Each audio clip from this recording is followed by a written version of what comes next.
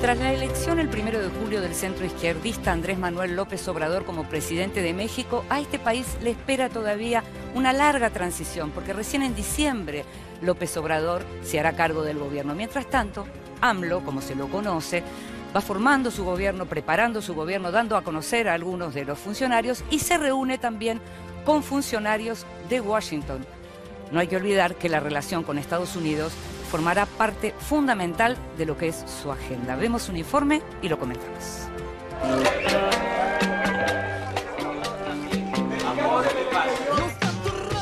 Todo está dispuesto para iniciar una nueva etapa en la relación. Así concluyó la carta que le envió el presidente electo de México, Andrés Manuel López Obrador, a su par estadounidense Donald Trump.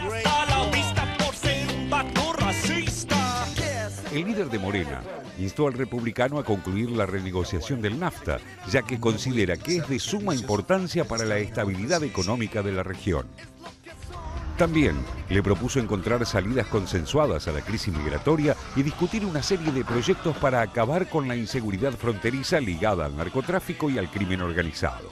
Es que la relación con Estados Unidos es vital para México en todos los aspectos y el éxito de la gestión de AMLO depende en buena medida de normalizarla. Por otro lado, en la línea de muchas promesas de campaña, López Obrador presentó un plan de austeridad republicana que busca erradicar la corrupción. La iniciativa tiene el objetivo de aumentar el ahorro público para poder canalizar los recursos a programas sociales como la pensión universal para adultos mayores. Según el Instituto Nacional de Estadísticas y Geografía, solo en 2017 el costo de la corrupción en México fue de $400 millones.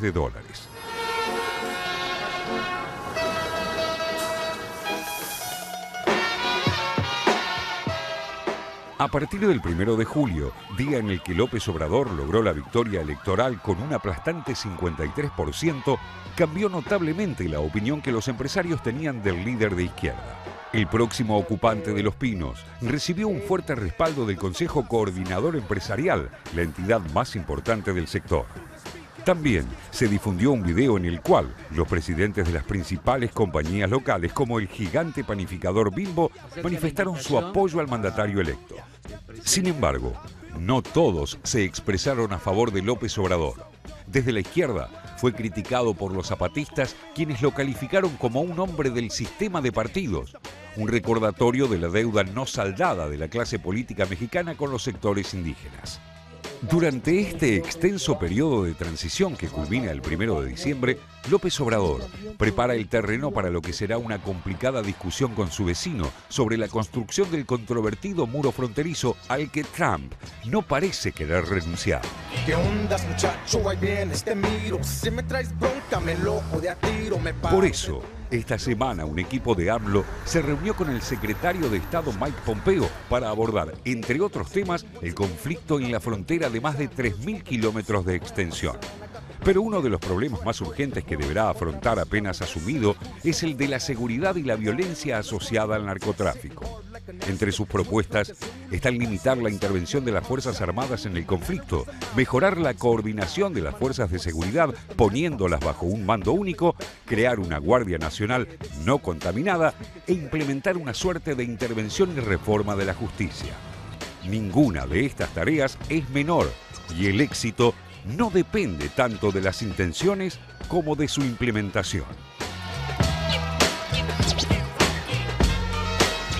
Llegar al gobierno llegó con una alianza extraña, que es la que muchos le cuestionan a López Obrador. La pregunta es cuánto de esa alianza realmente le va a dar margen de maniobra para esta implementación de la que hablaba el informe. Sí, llegó al gobierno una alianza de un sector de la izquierda mexicana con un partido evangélico de ultraderecha. Eso por un lado, pero más allá incluso de las alianzas políticas tácticas que tuvo que cerrar para llegar al gobierno, tiene muy poco margen de maniobra el nuevo presidente de México porque es un país que tiene muchas dificultades para producir cambios fuertes, digamos. En primer lugar, por la relación tan intensa con Estados Unidos que le impide, por ejemplo, hacer una salida más radical a la Chávez, digamos, ¿no? Es algo que López Obrador incluso si quisiera hacerlo, no podría hacerlo, además de que porque no tiene el petróleo que en su momento tiene Venezuela. Digamos, una salida impensable si es que él quiere hacer un proceso de reforma profunda. Entonces, la regeneración moral, que es una de las promesas de López Obrador, bueno, hasta cierto punto por ahí lo puede cumplir, ahora va a tener que pactar con el PRI todo el tiempo para poder sacar alguna que otra ley, etcétera. Ahora, la reforma social le va a costar mucho hacerla, por la resistencia de los otros partidos, por cómo funciona la economía mexicana, por el poder de los empresarios, por el poder de Estados Unidos. Por eso llegó con una serie de propuestas muy maximalistas, muy ambiciosas, que va a ser muy difícil que después pueda, me parece a mí, aterrizar en la práctica. 6 meses para poner en movimiento semejante país y al mismo tiempo con Estados Unidos tan cerca como Claro, es otro de los desafíos, Inde, porque además de hecho está bastante presionado. Estados Unidos, Trump, quería negociaciones bilaterales con Canadá y con México para reformular el NAFTA y no romperlo. Esas negociaciones se opusieron los dos países y tienen que ser trilaterales, le han dicho a Trump. Pero en los últimos días hubo una amenaza también de Trump con una carta de ida y vuelta en la que Trump le decía a López Obrador que la resolución de estas negociaciones, que hoy tuvieron su primera ronda en Washington, debían ser muy rápidas porque de lo contrario Trump iba a tomar un camino diferente. ¿Qué es eso? No sabemos.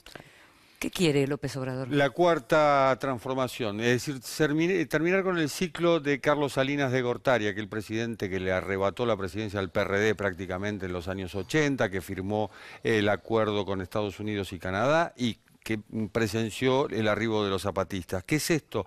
Bueno, el primer periodo viene con la independencia, 1821, el segundo con la reforma, 1858-1861, y el tercero con la revolución, 1910. Hoy AMLO, o el PG, como lo llaman, quiere esa cuarta transformación y terminar con ese ciclo de los años 80.